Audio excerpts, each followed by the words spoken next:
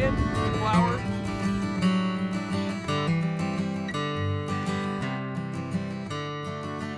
So here we are again, the two winemakers, old one and young one, me and David. So one of the things I talked about last week was how do we estimate how much fruit's out there? So what we're doing now is we're actually starting the sugar count, and David's going to talk about that in a minute. We start to project when we're going to harvest. But we also went out, David went down 2 rows, and you have to just randomly sort of reach in and grab a cluster on this side and that side, and then you throw them in here, and then, so there's 14 clusters that are in here. And so then the way it works is those 14 clusters weigh 4.5 pounds. You divide that out, that's 0.32 pounds per cluster. That then tells us that if we just take this one sample, we're about 12 pounds a plant. Now, we start to record that. Each time we sample once a week, and as we get close to harvest, we sample twice a week. And so pretty soon you start to see then a real estimate that gives you a little better comfort zone as to how much is out in the vineyard. So this is phase 1, and then what we're going to do in just a minute, David now is going to mush all these up, and we're going to go show you how we measure Brix, TA, and acid. So here it is mushed up. And before he presses this off, I want to point out something else, and that's the color of those seeds. Those seeds tell us maturity. You'll notice they're kind of a light almond color. They're not brown yet. And so we also measure seed maturity. Right now, David and I would call that probably 30 or 40% mature. So the next thing we're going to do is we'll taste them. We'll also record that level of maturity, just like you're tasting an almond. So that's the next phase while we're doing this, is how mature are the seeds. Very important to not pick too early. So now we actually run it through a strainer and get down to this juice right here. First thing we do is measure the sugar, which I'm sure you've all heard the term Brix.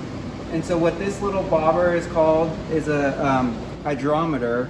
And so what this does is it measures the density of the juice, which tells us, so that says 18.5, and so that's 18.5% sugar. And then our next little tool that we have that we can use is called a refractometer, which measures the amount of light that goes through. And so what you do is take some drops of your juice and drop it on there, and then close the flap. Fruit maturity is probably one of the most difficult things to time. So, you know, what I say is there's this magical box. So as sugar's going up on a graph, acidity's coming down, and then pH measures kind of a combination of the freshness of the wine. And so what a lot of old winemakers like me learn over time is pH tells you when you can't wait any longer.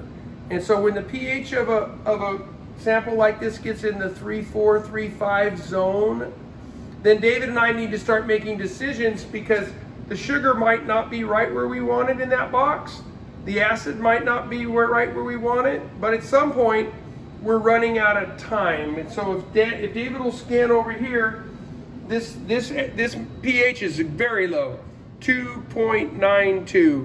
So when we just tasted this sugar at 18.5%, so if we were just measuring sugar, we would think that it won't be that much longer. Well, no, we've got a lot of time to let this fruit hang. And so it's probably one of the most important measurements that we do. And so what I've told people forever, I pick the pH. So the longer I can leave the fruit out in the field, as long as these other variables are doing, pH is a really important thing. This is our little Willy Wonka lab. So David runs this lab for us. We have an intern that's going to start with us pretty soon. So pH is real important. So now this is a benchmark.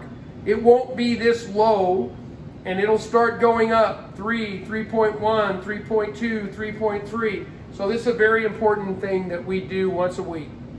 So this is called titration. So if you look down in here, that little guy is spinning, and what David's going to do in a minute, he's going to start dripping sodium hydroxide in there. And then over here on the pH meter, we look for an end point. And so when this hits an end point, that'll tell us then how much of that solution it took. And we'll then do a calculation and find out how much acidity.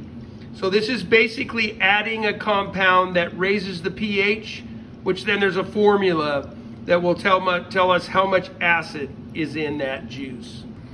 So here he goes. And now he's actually adding solution, which we call titration. You notice that is going down. And then what we have to watch over here pretty carefully is that, see that pH now is coming up. And now if I look back over here, he's stirring it with our fancy dancy little machine.